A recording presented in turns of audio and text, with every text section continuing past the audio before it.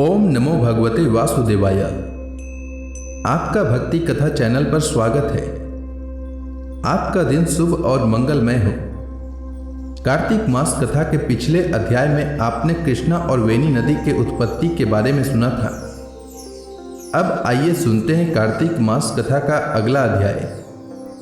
यदि आप कथा सुनने के पश्चात ब्राह्मण दक्षिणा, अन्नदान, द्रव्यदान, वस्त्रदान इत्यादि देना चाहते हैं तो स्क्रीन पर दिए गए गूगल पे पर भेज सकते हैं। कथा प्रारंभ करने से पहले एक बार प्रेम से बोलिए विष्णु भगवान की जय, माता लक्ष्मी की जय। शांताकारं भुजंग शयनं पद्मनाभं सुरेशं विश्वाधारं गगन सदृशं मेघवर्णं शुभांगं लक्ष्मीकांतं कमलनयनं योगी भी ध्यान गम्यं वंदे विष्णु भवभयहरं सर्वलोकैकनाथम्। भगवान श्री कृष्ण सत्यभामा से बोले, हे प्रिय, नारद जी के यह वचन सुनकर महाराज पृथु बहुत आश्चर्यचकित हुए।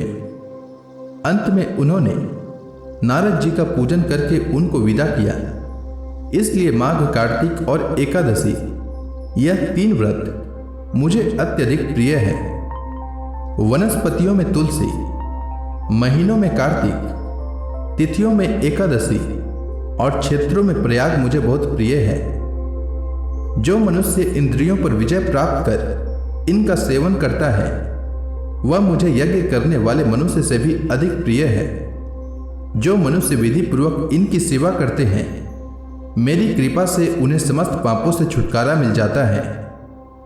भगवान श्री कृष्ण के वचन सुनकर सत्यभामा ने कहा, हे प्रभु, आपने बहुत ही अद्भुत बात कही है कि दूसरे के लिए पुण्य के फल से कलह की मुक्ति हो गई। यह प्रभावशाली कार्तिक मास आपको अधिक प्रिय है, जिससे पतिद्रोह का पाप केवल स्नान के पुण्य से ही नष्ट हो गया। दूसरे मनुष्य द्वारा किया गया पुण्य उसके देने से किस प्रकार मिल जाता है, यह आप मुझे बताने की कृपा करें। श्री कृष्ण भगवान बोले, प्रिय, जिस कर्म द्वारा बिना दिया हुआ पुण्य और पाप मिलता है उसे ध्यानपूर्वक सुनो। सतयुग में देश, ग्राम और कुलों को दिया पुण्य या पाप मिलता था, किंतु कलयुग में केवल कर्ता को ही पाप तथा पुण्य का फल भोगना पड़ता है। संसर्ग न करने पर भी वह व्यवस्था की गई है और संसर्ग से पाप व पुण्य दूसरे को मिलते हैं, उसकी व्यवस्था भी सुनो। पढ़ाना, यज्ञ कराना और एक साथ भोजन करने से पाप पुण्य का आधा फल मिलता है। एक आसन पर बैठने तथा सवारी पर चढ़ने से, श्वास के आने जाने से पुण्य व पाप का चौथा भाग जीव मात्र को मिलता है। छूने से, भोजन करने से और दूसरे की स्तुति करने से पुण्य और पाप का 6वां भाग मिलता है। दूसरे की निंदा, चुगली और धिक्कार करने से उसका 7वां भाग मिलता है। पुण्य करने वाले मनुष्यों की जो कोई सेवा करता है वह सेवा का भाग लेता है और अपना पुण्य उसे देता है। नौकर और शिष्य के अतिरिक्त जो मनुष्य दूसरे से सेवा करवाकर उसे पैसे नहीं देता वह सेवक उसके पुण्य का भागी होता है। जो व्यक्ति पंक्ति में बैठे हुए भोजन करने वालों की पत्तल लांघता है वह उसे अपने पुण्य का 6वां भाग देता है। स्नान तथा ध्यान आदि करते हुए मनुष्य से जो व्यक्ति बातचीत करता है या उसे छूता है वह अपने पुण्य का 6वां भाग दे डालता है। जो मनुष्य धर्म के कार्य के लिए दूसरों से धन मांगता है वह पुण्य का भागी होता है। ठीक उसी प्रकार जिस प्रकार की दान करने वाला पुण्य का भागी होता है। जो मनुष्य धर्म का उपदेश करता है और उसके बाद सुनने वाले से याचना करता है वह अपने पुण्य का 6वां भाग उसे दे देता है। जो मनुष्य दूसरों का धन चुराकर उससे धर्म करता है वह चोरी का फल भोगता है और शीघ्र ही निर्धन हो जाता है। और जिसका धन चुराता है वह पुण्य का भागी होता है। बिना ऋण उतारे जो मनुष्य मृत्यु को प्राप्त होता है उनको ऋण देने वाले सज्जन पुरुष पुण्य के भागी होते हैं। भिक्षा देने वाला, सलाह देने वाला, सामग्री को जुटाने वाला तथा प्रेरणा देने वाला यह पाप और पुण्य के 6ठे भाग को प्राप्त करते हैं। राजा प्रजा के पाप पुण्य के षष्टांग का भोगी होता है। गुरु शिष्यों का पति पत्नी का, पिता पुत्र का, स्त्री पति के लिए पुण्य का छठा भाग पाती है। पति को प्रसन्न करने वाली आज्ञाकारी स्त्री पति के लिए पुण्य का आधा भाग ले लेती है। जो पुण्यात्मा पराये लोगों को दान करते हैं वह उनके पुण्य का छठा भाग प्राप्त करते हैं। जीविका देने वाला मनुष्य जीविका ग्रहण करने वाले मनुष्य के पुण्य के छठे भाग को प्राप्त करता है। इस प्रकार दूसरों के लिए पुण्य अथवा पाप बिना दिए भी दूसरे को मिल सकते हैं। किंतु यह नियम जो कि मैंने बतलाए हैं एक कलयुग में लागू नहीं होते। कलयुग में तो एकमात्र कर्ता को ही अपने पाप व पुण्य भोगने पड़ते हैं। इस संबंध में एक बड़ा पुराना इतिहास है जो कि पवित्र भी है और बुद्धि प्रदान करने वाला कहा जाता है। उसे ध्यानपूर्वक सुनो।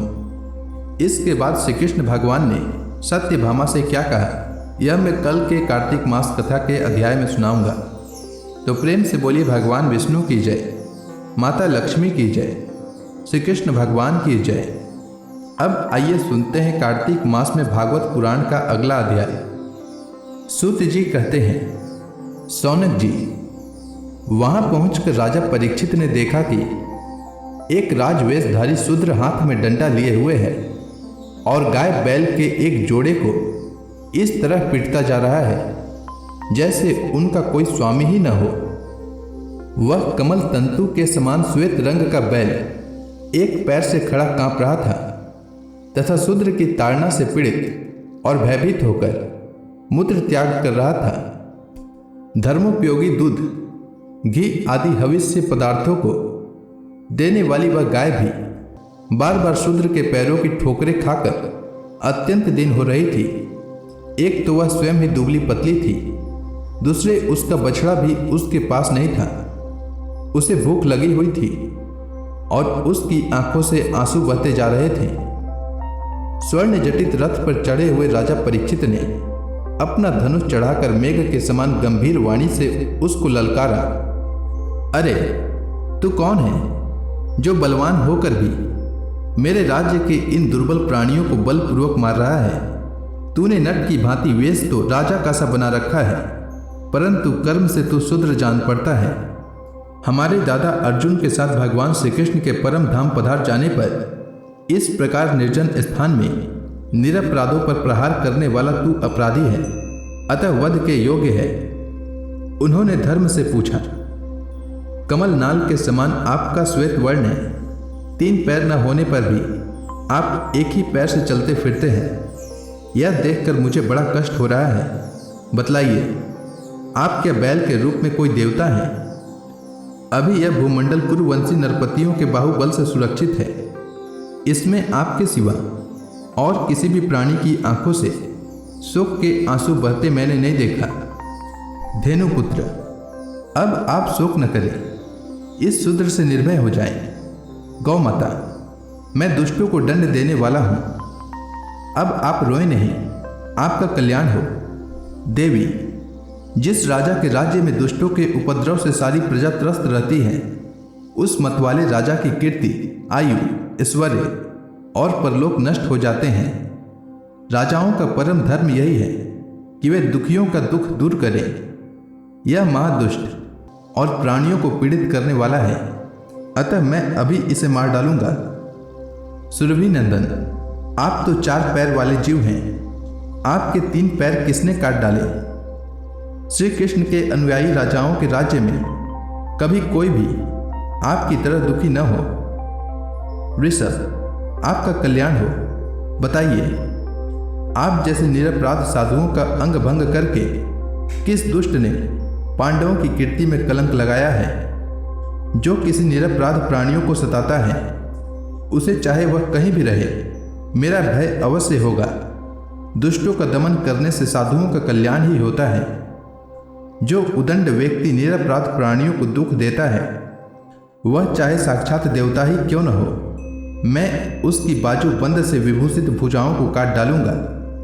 बिना आपत्ति काल के मर्यादा का उल्लंघन करने वालों को शास्त्रानुसार दंड देते हुए अपने धर्म में स्थित लोगों का पालन करना राजाओं का परम धर्म है।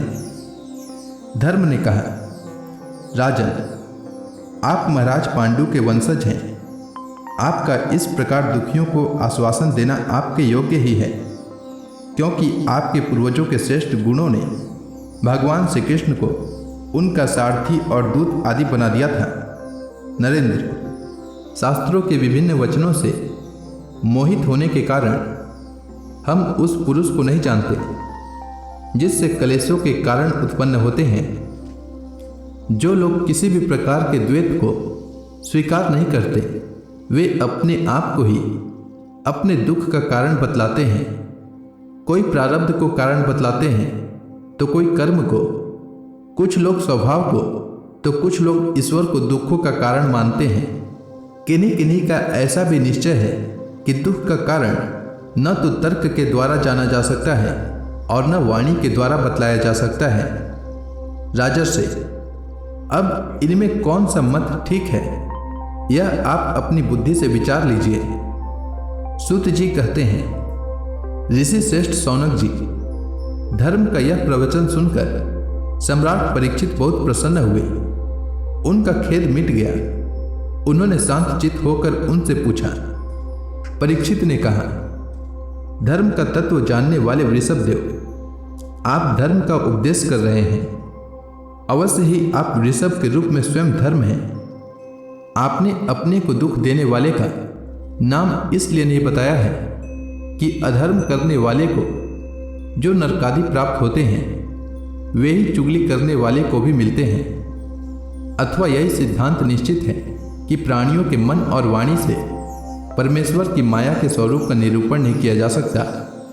धर्मदेव, सतयुग में आपके 4 चरण थे, तप, पवित्रता, दया और सत्य। इस समय अधर्म के अंश गर्व, आसक्ति और मद से 3 चरण नष्ट हो चुके हैं। अब आपका 4था चरण केवल सत्य ही बच रहा है। उसी के बल पर आप जी रहे हैं। असत्य से पुष्ट हुआ यह अधर्म का कलयुग उसे भी ग्रास कर लेना चाहता है। एक गौ माता साक्षात पृथ्वी है।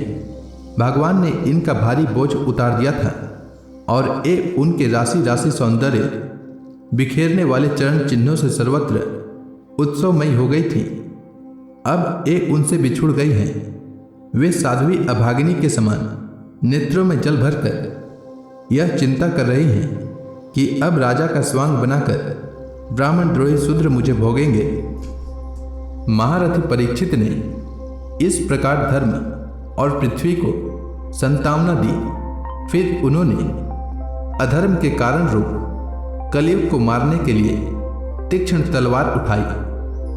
कलयुग ताड़ गया कि ये तो अब मुझे मार ही डालना चाहते हैं। अतः झटपट उसने अपने राज चिन्ह उतार डाले और भय विवल होकर उनके चरणों में अपना सिर रख दिया। परीक्षित बड़े यशस्वी, दीनवत्सल और शरणागत रक्षक थे। उन्होंने जब कलयुग को अपने पैरों पर पड़े देखा तो कृपा करके उसको मारा नहीं, अपितु हंसते हुए से उससे कहा। परीक्षित बोले, जब तू हाथ जोड़कर शरण आ गया तब अर्जुन के यशस्वी वंश में उत्पन्न हुए किसी भी वीर से तुझे कोई भय नहीं है, परंतु तू अधर्म का सहायक है, इसलिए तुझे मेरे राज्य में बिल्कुल नहीं रहना चाहिए। तेरे राजाओं के शरीर में रहने से ही लोभ, झूठ, चोरी, दुष्टता, स्वधर्म त्याग, दरिद्रता, कपट, कलह, दंभ और दूसरे पापों की बढ़ती हो रही है। अतः अधर्म के साथ ही इस ब्रह्मावर्त में तू एक क्षण के लिए भी न ठहरना, क्योंकि यह धर्म और सत्य का निवास स्थान है।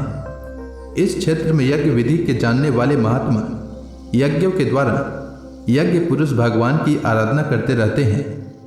इस देश में भगवान श्रीहरि यज्ञों के रूप में निवास करते हैं। यज्ञों के द्वारा उनकी पूजा होती है और वे यज्ञ करने वालों का कल्याण करते हैं। वे सर्वात्मा भगवान वायु की भांति समस्त चराचर जीवों के भीतर और बाहर एक रस स्थित रहते हुए उनकी कामनाओं को पूर्ण करते रहते हैं। सूत जी बोले, परीक्षित की यह आज्ञा सुनकर कलयुग सिहर उठा। यमराज के समान मारने के लिए उद्यत हाथ में तलवार लिए हुए परीक्षित से वह बोला। कली ने कहा, सार्वभौम, आपकी आज्ञा से जहाँ कहीं भी मैं रहने का विचार करता हूँ, वहीं देखता हूँ कि आप धनुष पर बाण चढ़ाए खड़े हैं।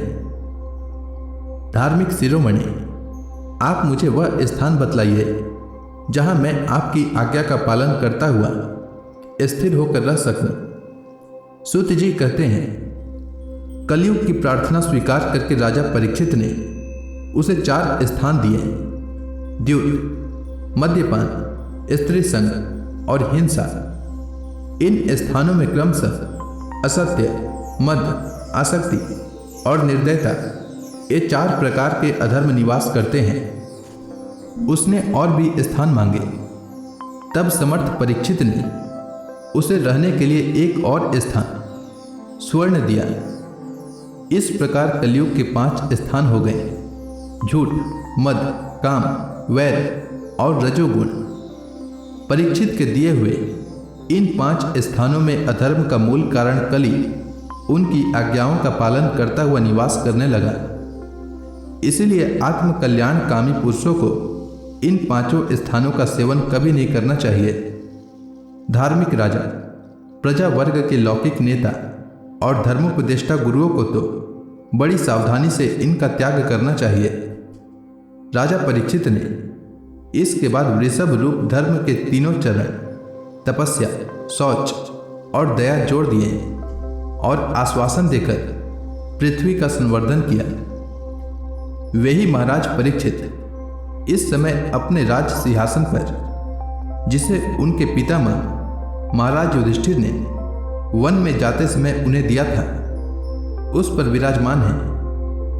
वे परम यशस्वी सौभाग्य भाजन चक्रवर्ती सम्राट राजर्षि परीक्षित इस समय हस्तिनापुर में कौरव कुल की राजलक्ष्मी से शोभायमान हैं। अभिमन्यु नंदन राजा परीक्षित वास्तव में ऐसे ही प्रभावशाली हैं जिनके शासन काल में आप लोग इस दीर्घकालीन यज्ञ के लिए दीक्षित हुए हैं। तो प्रेम से बोलिए भगवान विष्णु की जय, माता लक्ष्मी की जय, श्री कृष्ण भगवान की जय, समस्त देवी देवताओं की जय।